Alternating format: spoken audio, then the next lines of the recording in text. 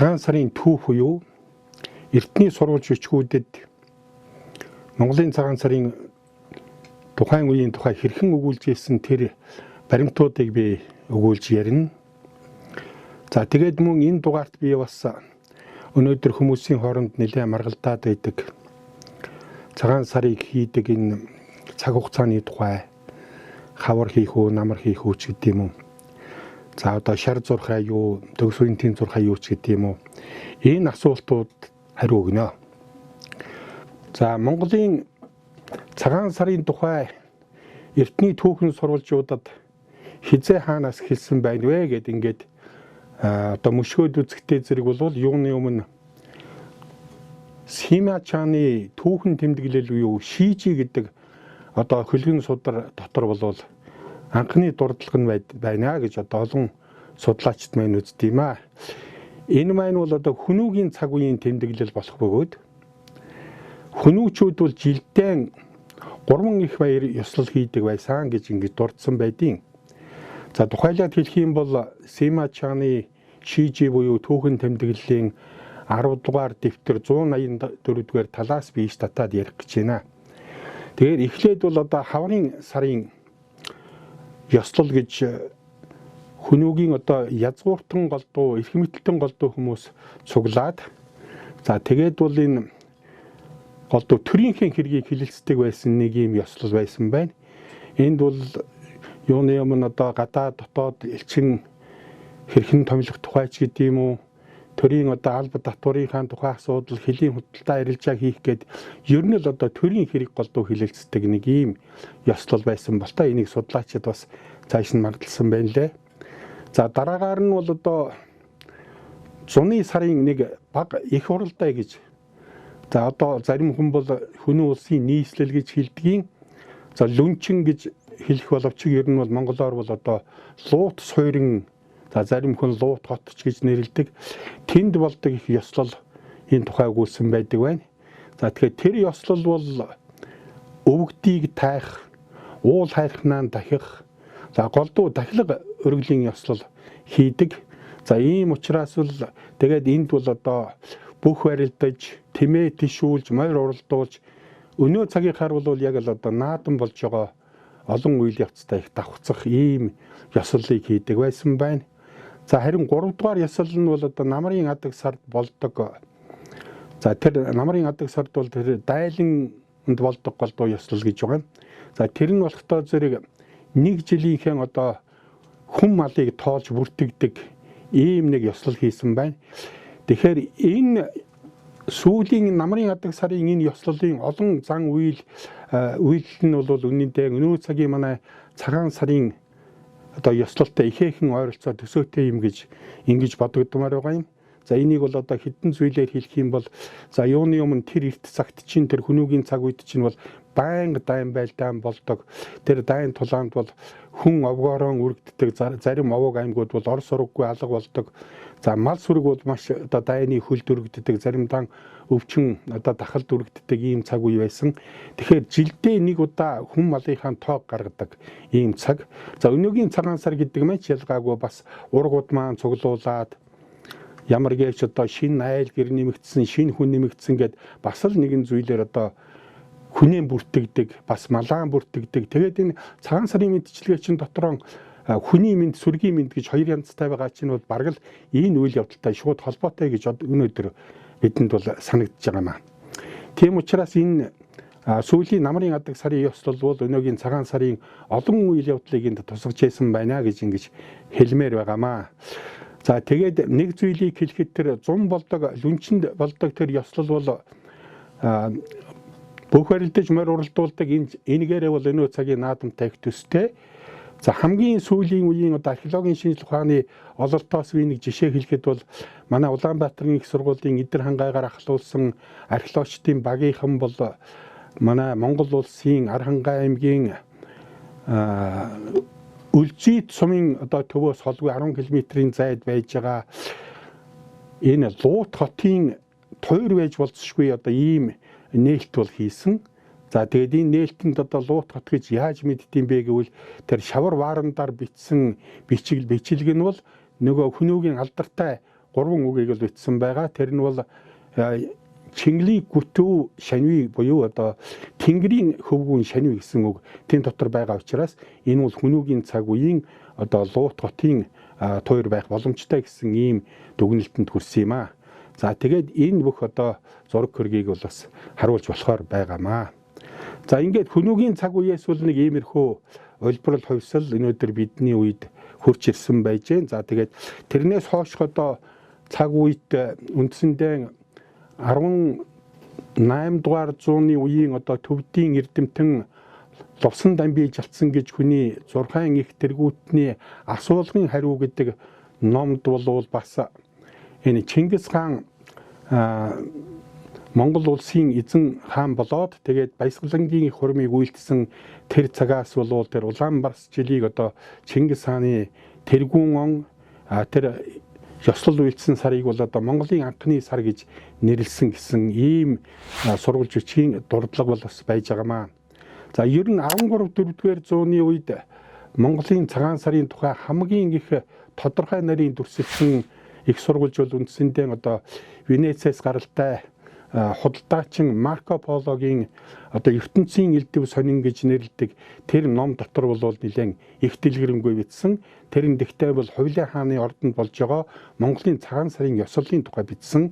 Ягаад тэгэхээр Хувлын хаан бол тэр үедээ одоо Хятадыг эзэрхэн ноёрхож байсан үе болохоор зэрэг бол тэр дээд нийслэл буюу өнөөгийн одоо Шанд хотод одоо Шандуугийн шар тал гэж ярьдаг. Тэр Шанд гатад болдог Монголын цагаан сарын ёслол тэгээд дараагаар нь бол тэр дайлан юу нөгөө Дайдуу хоттой очиод бол Хятадын хаан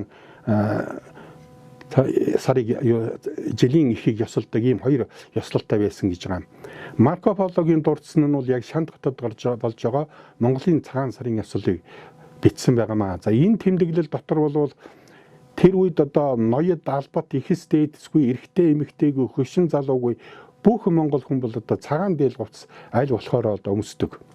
Ягаад тэгэхээр энэ цагаан өнгө гэдэг бол монголчуудын хувьд одоо аз жаргалангийн өнгө. Ирээдүйн 1 жилийн туршид одоо жаргалтай сайхан элбэг дэлбэг амьдрахын бэлэгдэл болдог учраас одоо бүх хүн цагаан дээл говц өмсдөг байсан гэж ингэж дурдсан байгаа юм. Тэрчгээр барахгүй одоо их хаан гэдэг нь Хувлыг хэлж байгаа.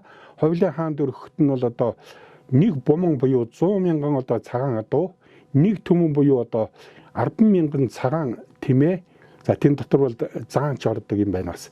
Ордог ингээд ийм их одоо цагаан өнгийн сүсмийн сүрэг тэгээд одоо дааж давшгүй их адлар ачаатай алт эрдэнэсийн зүйлийг бол эзэн хаанд бэлгэлдэг байсан гэж энэ цагаан сарын за тэр бол яг хаан ордны доторх их ёслолын хэрэг тэгээд тэр Хувлын хааны одоо хамаг ойр дотны хүн одоо ёсолж авсан хатан одоо хатантайгаа хамт зэрэгцэн суугаа тэрний одоо зүүн талд нь бол голдуу тэрний босод гатад садангууд нь суугаад тэгээ босод баруун талд нь сая төшмлүүдэн суугаад ингээд их хааны мэлми дүртэх газар бол одоо босод гадаа ард иргэд нь чуулаад энэ цагаан сард бол их эзэн хаандаа мөргөж сөгдөж одоо нөгөө ёстой ёсонтөө мөргөж ингэж ёсолдог байсан гэдгийг бол Марко Поло яг нүдээр үзсэн хүний хувьд бол дүрсэлсэн байдгийм аа.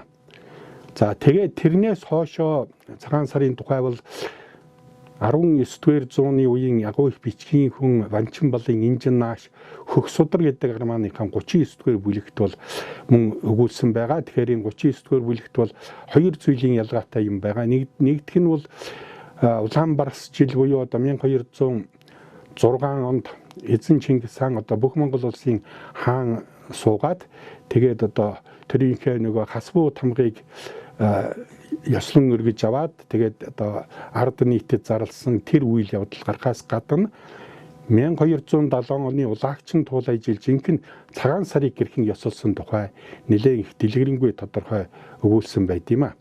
Тэгэхээр тэр нь бол одоо тэр 1206 оны дараа жил улагчин туулай жил Чингис хаан бол өглөө эртлэн босож хулган цагт дээшилж тэгээд өвгдийг тайгаад дараа нь бол уул усандаа мөргөөд тэгээд бол одоо өөлөн ихтэй очиж золгосон гэж. За энэ бол жинхэнэ цагаан сарын тухай ёслол. Тэгээд дараагаар нь бол тэр 9 дэвтэртэй их одоо өндөрлөг дээр гарч ирэхэд бол одоо их эзэн хааныг одоо угтаж 9 өнгийн хөгжим дуурсаж одоо нөгөө жүн хингэрийг дэлдэж алтан гасын чимээ дуурсгаж одоо маш их сүр жавхлантай угтаж авсан олон сайд одоо гадаадын олон одоо дарга захирагч нар нь за тэгэхээр тэрийг сонсоод бол Чингис хаан за энэ сонсогдож байгаа одоо 9 зүйлийн хөгжим жүн хингэргийн чимээ алтан гасын чимээ гэдэг бол үнэн хэрэгтэй одоо өмнөд дундадын ёслол байна.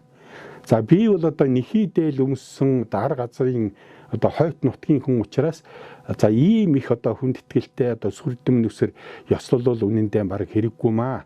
За үүний оронд харин одоо Ахмад наснаа хүндэлсэн одоо өөр ёслол бид нар хийвэл дээр баха.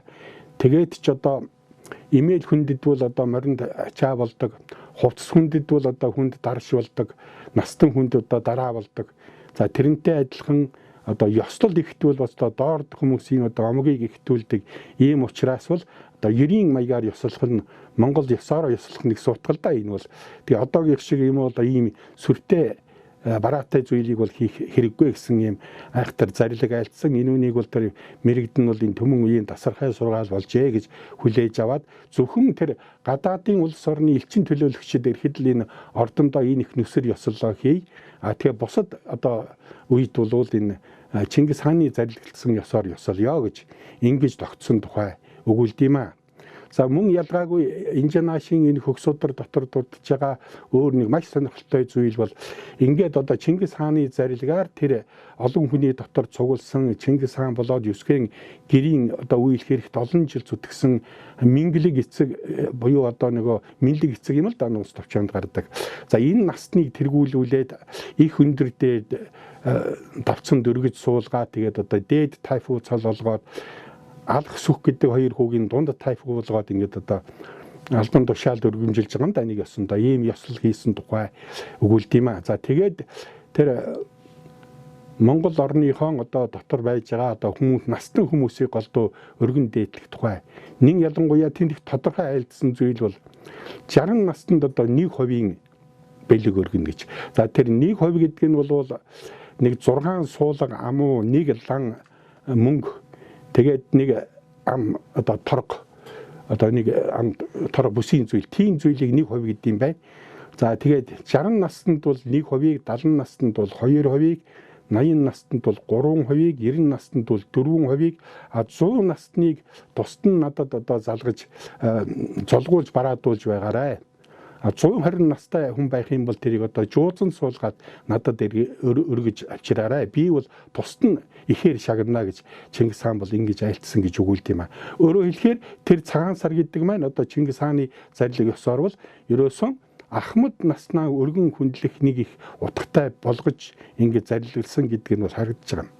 Энд нэг зүйлийг дахиад хэлэхэд бол энэ зарим хүн бол яг хөгс удрыг эн чинь одоо уран зохиол гэж хэлэх маягтай ийм нэг тайлбар байдаг. Гэтэл манай монголчуудын түүх уран зохиол хоёр бол үнэндээ нэгдэж явж бие биендээ одоо төшиг толгуур болж ингэж их сурвалж болдог нэг онцлогтой.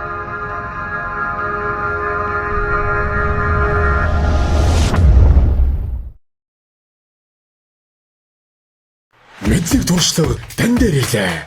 Салбар бүрийн мастеруудын дахин давтагдчихгүй туршлагаас суралцах боломжийг Mentor Hub танд олгож байна. Та яг одоо App Store болон Play Store-оос аппликейшнийг татаарай. Mentor Hub-д тавтамжтай морил.